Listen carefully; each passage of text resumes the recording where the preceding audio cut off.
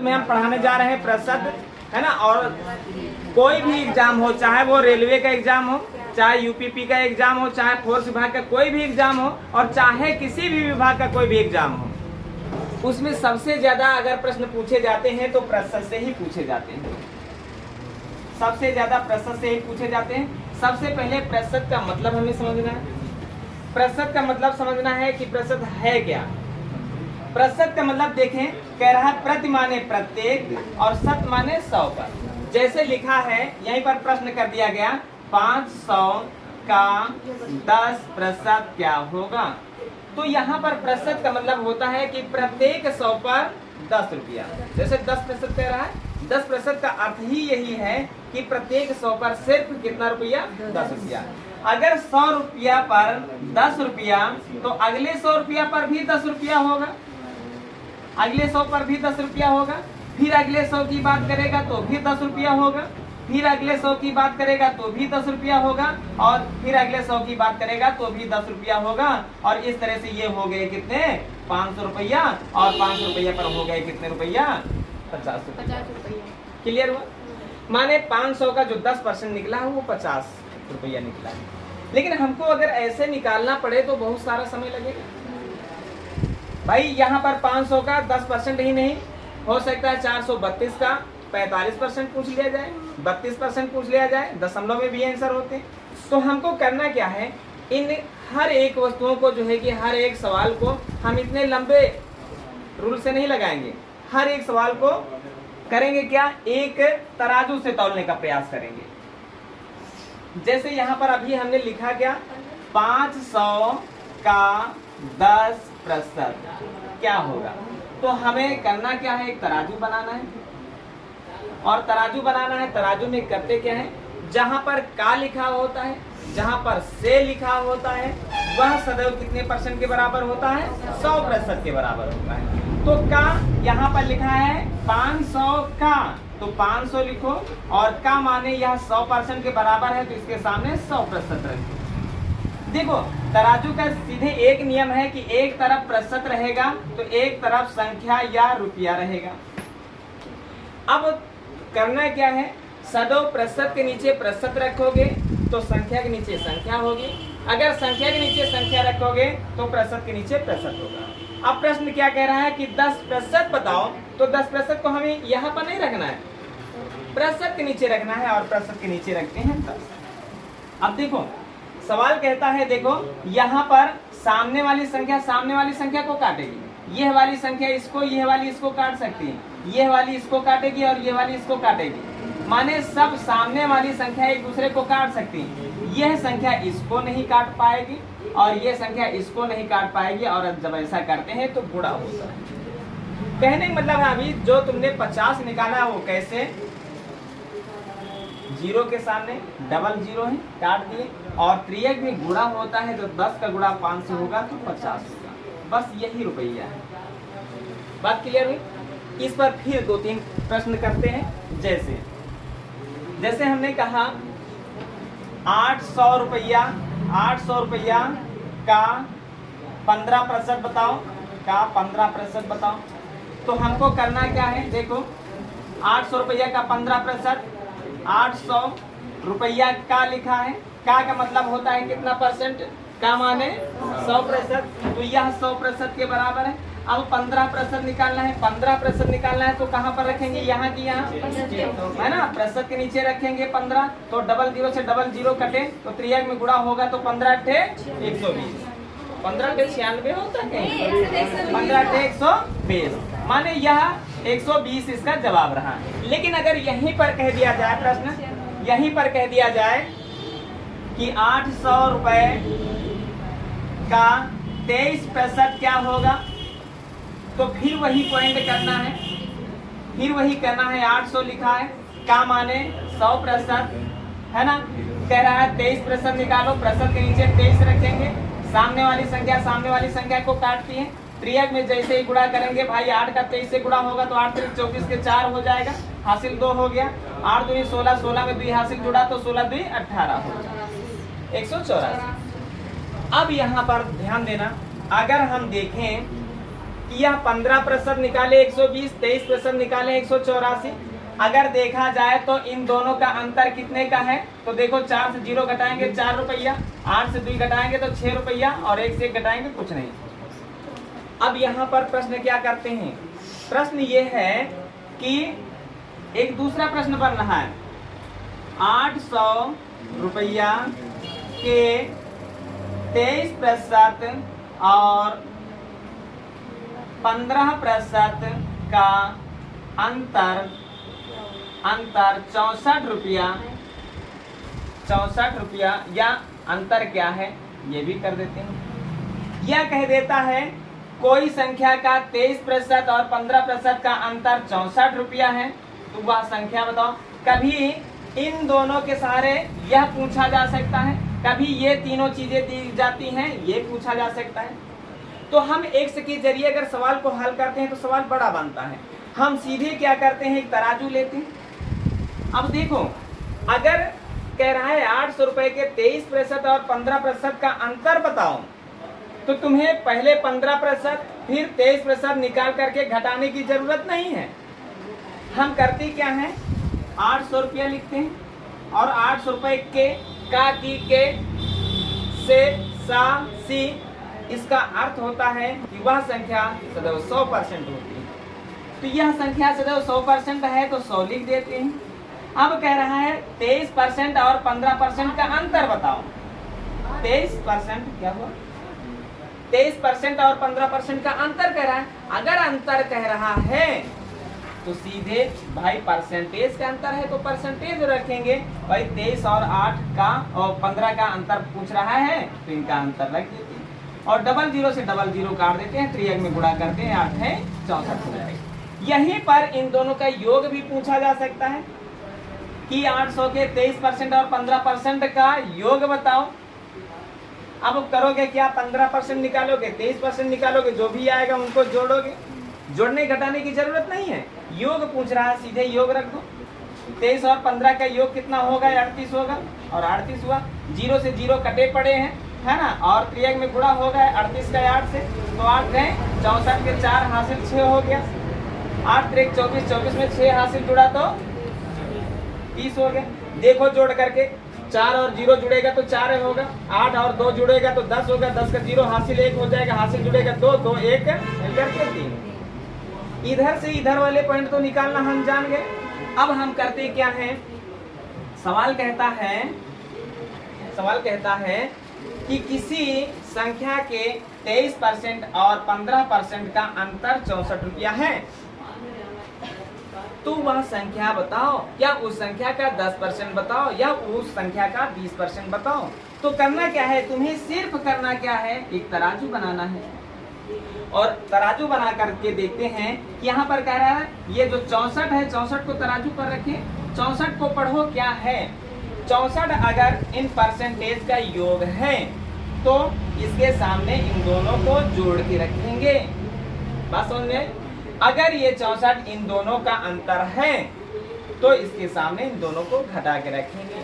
प्रश्न ये भी कह सकता है कि किसी संख्या का 15% 64 है तो वह संख्या बताओ। तो ये संख्या अगर 15% के बराबर है तो इसके सामने 15 रखो। यह संख्या 20% के बराबर है तो इसके सामने 20 रखो। फिलहाल यहाँ पर प्रश्न कह रहा है कि 23 और 15% का अंतर है, या तो अंतर के सामने अंतर रख दूं। अब प्रश्न कहे उस संख्या का 10%, भाई परसेंटेज इधर है तो परसेंटेज के नीचे परसेंटेज रखना। अगर प्रश्न कह रहा है कि उस संख्या का 10% बताओ तो नीचे 10 रखो, 20% पूछे तो 20 रख दो, 30% पूछे तो 30 रख दो। लेकिन प्रश्न क्या कह रहा है, वह संख्या बताओ। वह संख्या सदैव कितने परसेंट होती है, 100% होती है, अर्थात उसे क्या करना है, 100 रखना है। और हम जान रहे हैं कि सामने वाली संख्या को काट के 8 है 64, त्रियक में गुणा होता है तो 100 8 800। देखो यहाँ वाली संख्या कितनी थे, 800। बोलो बात समझ में आई? बात समझ में आई है या नहीं? तराजू का छोटा सा नियम है, बस चाहे परसेंटेज का कोई भी सवाल हो, हर एक सवाल तराजू पर लगा सकते हो। बस तराजू के कुछ नियम हैं, उन्हें जानना है। अब हम कुछ और पॉइंट हैं समझा लेते हैं और उसके बाद सवाल को लगवाते हैं। जैसे प्रश्न कह रहा है किसी संख्या का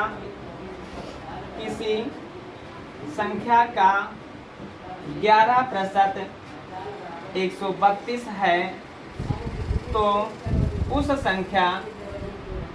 संख्या का 15% बराबर क्या होगा, है ना। तो कोई दिक्कत की बात नहीं, तराजू बना तैयार है। 132 है तो 132 को रख देते हैं। अब 132 के बारे में पढ़ो, 132 है क्या। कह रहा है किसी संख्या का 11% 132 है। 132 क्या है, 11% के बराबर है, तो इसके सामने 100 नहीं रखना है, इसके सामने 11 रखना है। परसेंटेज है ये, परसेंटेज के नीचे परसेंटेज रहना जरूरी है। बात समझ में आई, परसेंटेज रहना जरूरी है। अगर कहे वह संख्या बताओ तो यहाँ पर 100, इसलिए वह संख्या सदैव 100% के बराबर होती है। लेकिन यहाँ पर प्रश्न कह रहा है नहीं, उस संख्या का 15% बताओ, तो हमें करना क्या है, 15 रख देना है। और आप जान रहे हो सामने वाली संख्या को काटती है। 11 पहाड़ा 11 जाता ना, 11 कम 11 बचा 2 हुईगा 22, 11 दूना 22। और त्रियाग में गुणा करेंगे, 15 का 12 से गुणा करेंगे तो जवाब तुम्हारा 180 के बराबर रहेगा। यही तुम्हारा आंसर है। बोलो है कुछ इसमें जो नहीं समझ में आ रहा है? बोलो, जो भी जहां पर भी दिक्कत हो रही हो तुरंत बताया जाए, नहीं तो फिर सवाल लगवाया जाए। कुछ और आधे अधूरे सवाल हैं, उनको भी समझ लिया जाए। देखें, अब देखें परसेंटेज है, परसेंटेज को पूरी तरीके से हमें समझना है। सवाल कह रहा है एक व्यक्ति का वेतन जो है 1500 से बढ़ करके 1800 रुपया हो गया, तो उसके वेतन में कितने प्रतिशत की वृद्धि हुई, है ना। प्रश्न कह रहा है ये एक व्यक्ति का वेतन 1500 रुपया से 1800 रुपया हो गया, तो उसके वेतन में कितने प्रतिशत की वृद्धि हुई। अच्छा, चाहो तो सूत्र के बल पर भी लगा सकते हो, है ना। होता क्या है, बढ़ा गुणे 100 बटे ये वाले सूत्र। कहते क्या है भाई, लाभ होता है तो प्रतिशत लाभ निकालना है, तो प्रतिशत लाभ निकालना है तो कहते हैं लाभ कितने का हुआ है उसका गुणा 100 से करते हैं, बटे हम क्रय मूल्य रखते हैं। होता सब कुछ वही है, तराजू में भी वही होता है। तराजू है क्या, ये जो बड़ा आकार बना दिए हैं ये बराबर का निशान है, और ये लाइनें खींच दिए हैं। आप देखो सवाल कह रहा है 1500 से 1800 रुपया हो गया। जो तुम्हारा किसी का भी मूल वेतन होगा वो सदैव कितने % के बराबर होगा। क्या है सचिन? तो बेटो है थकान महसूस हो रही थी, नींद आ रही है। हाँ, आना भी जरूरी है ना। शरीर हमारा है, किसी की मर्जाल हमें टच कर ले, इनको नींद टच कर रही है। ये चाहो और ने नहीं टच किया है। अच्छे से पढ़ाई करो, दिमाग अगर लगा दोगे यहाँ पर तो नींद भाग जाएगी। और जब नींदे को याद करो, रात दिन हम किसी की याद में रहे तो वो काहे नहीं आएगी भाई, काहे नहीं आएगी कोई बताए। किसी चीज को याद करके देखो रात दिन, वो भी परेशान हो गए, अरे हमको हमारी याद में कोई इंतजार कर रहा है, चलो चलो चलो चलो चलो, है ना। ऐसा ही होता है। हाँ याद करो, ये याद करेंगे, याद कर रहे हैं ये ऐसे हैं, ये याद कर रहे हैं, और इनका वो कबो न मिली।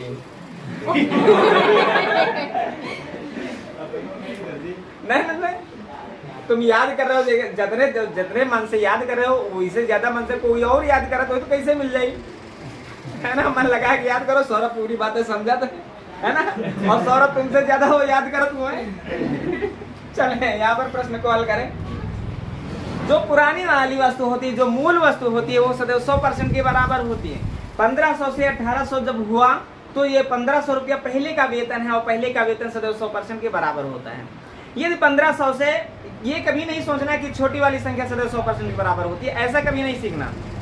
अगर हम कह देते हैं 1500 से घट करके 1200 हुआ वेतन, तब भी 1500 क्या पहले वाला जो वेतन होगा वो सदैव 100% के बराबर माना जाता है। ठीक है, ये 1500 रुपया है, ये 1500 रुपया पहले का वेतन है, और पहले का वेतन सदैव 100% के बराबर हुआ।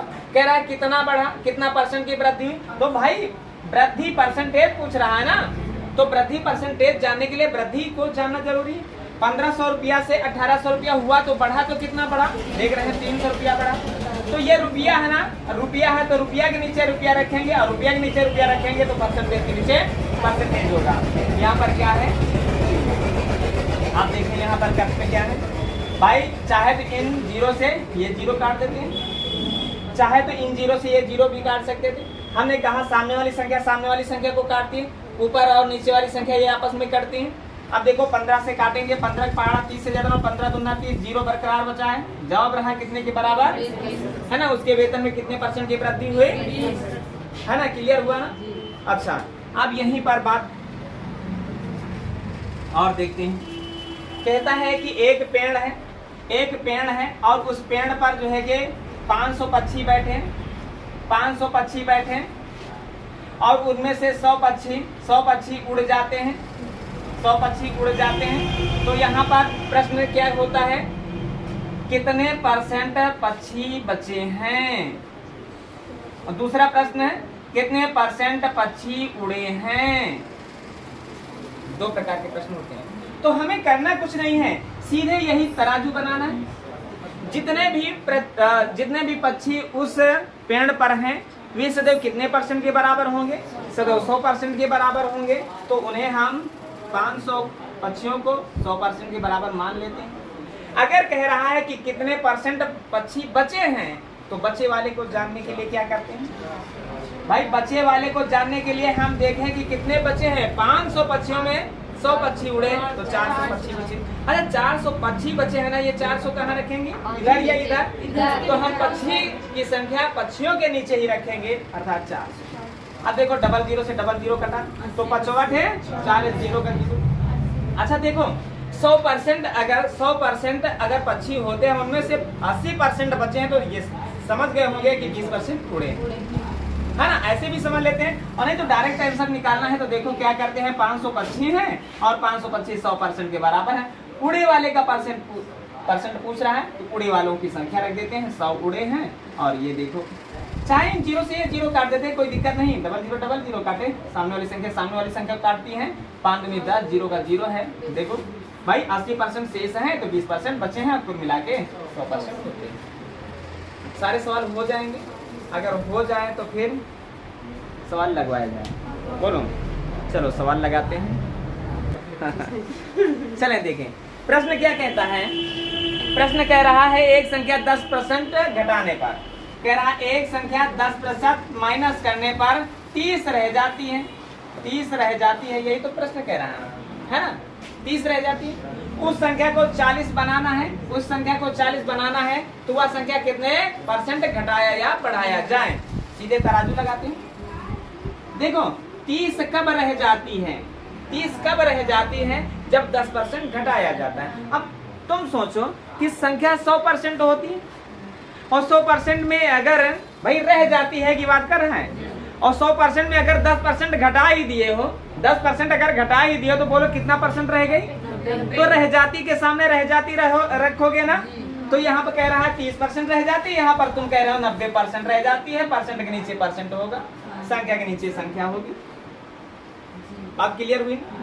अब सवाल कह रहा है क्या, 40 बनाना है। 40 क्या है, संख्या है कि परसेंटेज है, संख्या है। तो संख्या के नीचे संख्या रखोगे ना। 40 बनाना है तो कितना % घटाया या बढ़ाया जाए। तो समझो 100 से जितना ऊपर आएगा उसे हम कहेंगे इतना % बढ़ाया जा रहा है, 100 से जितना नीचे आएगा उतना % हम घटाने की बात करेंगे। अब देखो यहाँ पर करते क्या है, 30 के सामने 90 है तो 30 तिया 90। और हमने कहा था ना कि त्रियक में सदैव गुणा होता है तो 40 तिया 120। बोलो 100 से कितना बढ़ा, बोलो 100 से कितना बढ़ा, 20 बढ़ा ना। तो हमको करना क्या है, 20% की वृद्धि करनी होगी। बोलो सवाल में क्या दिक्कत थी, बोलो है ना। हाँ प्रश्न को समझे नहीं हो इसलिए पूरे तरीकों को हम पहले ही बता दिए। चलो अगला प्रश्न करने से आया नकल करने से आया। हाँ देखिए प्रश्न क्या कह रहा है भाई, प्रश्न कह रहा है वह धनराशि कितनी है जिसका 25% 180 के बराबर है ना। क्या कह रहा है, 25% 180 के बराबर। ये 180 क्या है, 180 क्या है, 25% के बराबर है ना। 180 क्या है, ये 25% के बराबर है, तो इसके सामने 25 रखोगे ना, इसके सामने 100 नहीं रखोगे। वह धनराशि ज्ञात करनी, धनराशि तो 100% के बराबर होती है, कह रहा है या 25% के बराबर है, तो वह धनराशि ज्ञात करना है। धनराशि ज्ञात करना है, धनराशि कितने परसेंट के बराबर होती है, 100% के बराबर होती है। अगर 100% के बराबर होती है तो हमको करना क्या है, ये परसेंटेज है, परसेंटेज के नीचे परसेंटेज रखोगे तो 25 चौके 100 और 3 में गुणा करोगे तो 720 आएगा। ये तुम्हारा जवाब है, कुछ भी नहीं है सवालों में, ये बात जान लेना। चलो अगला प्रश्न हल करते हैं। देखिए प्रश्न क्या कह रहा है भाई, एक रैखिक खंड है, ये रैखिक खंड है, माने इसकी लंबाई वास्तविक में जो है कि 2.5 सेंटीमीटर है ना, लेकिन इसको जो है कि 2.55 लिख दिया जाता है। तो कह रहा है त्रुटि का प्रतिशत बताओ।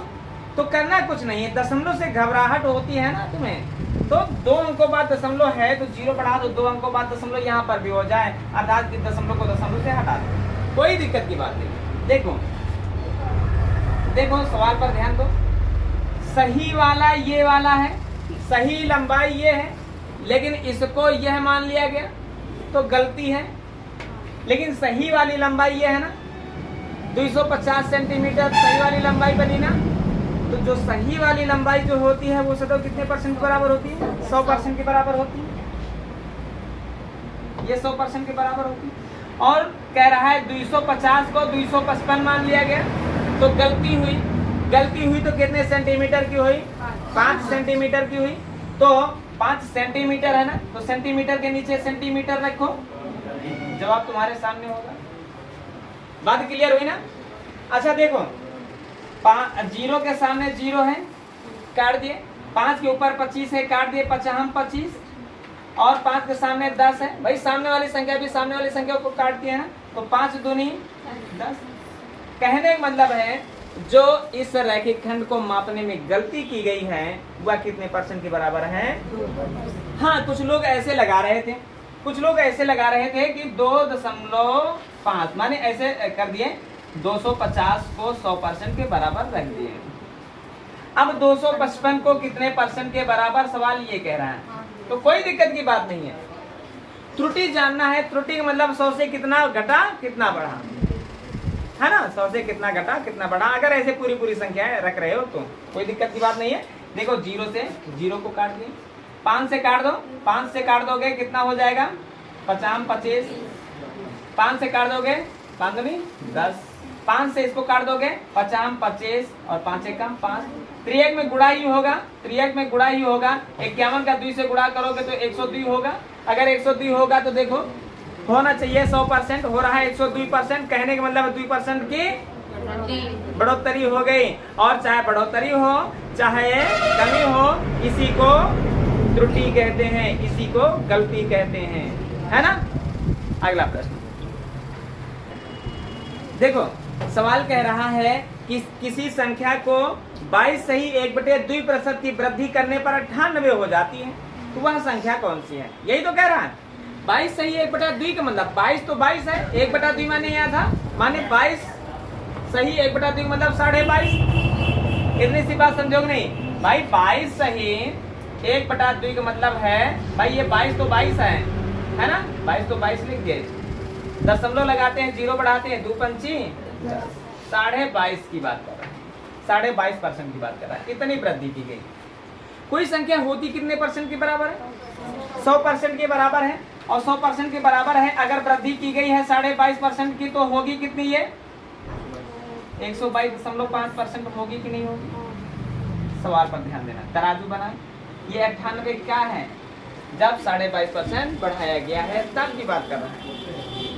98 क्या है, जब 22% 22.5% बढ़ाया गया है तो है, 22.5% बढ़ाने की बात कर रहा है, तो 22.5% बढ़ा दो भाई।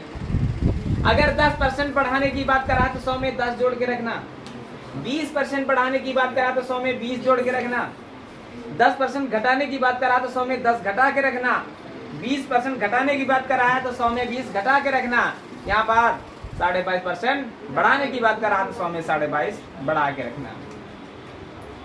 बस आप क्या करना है, सवाल को समझना, अगर कहे देखो परसेंटेज इधर है, संख्या इधर है, परसेंटेज के नीचे परसेंटेज होना जरूरी है, तभी संख्या के नीचे संख्या होगी, ये बात जाने रहना। सवाल अगर कहे वह संख्या बताओ तो सदैव 100 रख दें, उस संख्या का 20% बताओ तो 20 रखें, उस संख्या का 30% बताओ तो 30 रखें, है ना। फिर आपको संख्या पूछी जा रही है, वह संख्या सदैव 100% होगी, ठीक है। अच्छा, दशमलव हटा करके 0 बढ़ा सकते हो, चाहे इधर बढ़ा सकते हो चाहे इधर बढ़ा सकते हो, कोई दिक्कत की बात नहीं। अब यहाँ पर काट देते हैं, किससे काट दे, 25 से काट दे, 25 चौके 100 बचा 22 हो गया 225, 25 नवैया 225, क्लियर हुआ। 25 से इधर काट देते, 25 चौके 100, 0 का 0 बचा, 49 के सामने 98 है, 49 दूना 98 होता है। त्रियक में गुणा करेंगे, त्रियक में अगर गुणा करेंगे तो 40 दूना 80, 40 दूना 80, और नहीं तो 22.5% बढ़ा के अब देख लो, 80 संख्या है, 80 संख्या है, 22.5% बढ़ा दो भाई, 22.5%।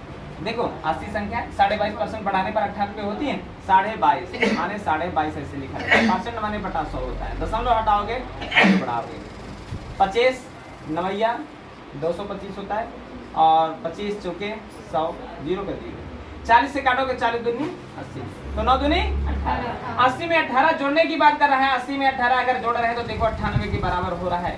तो सवाल सही है ना, तो कहीं पर दिक्कत, छोटे छोटे सवाल हैं, है ना। चलो अगला प्रश्न हल करते हैं, है कि नहीं। सवाल देखो, कह रहा है बिजली के बिल की बात कर रहा है, अगर नियत समय पर जमा कर दिया जाए तो उस पर 15% की छूट मिलती है। कह रहा है नियत समय पर जमा कर दिया जाए तो 15% की छूट मिलती है ना।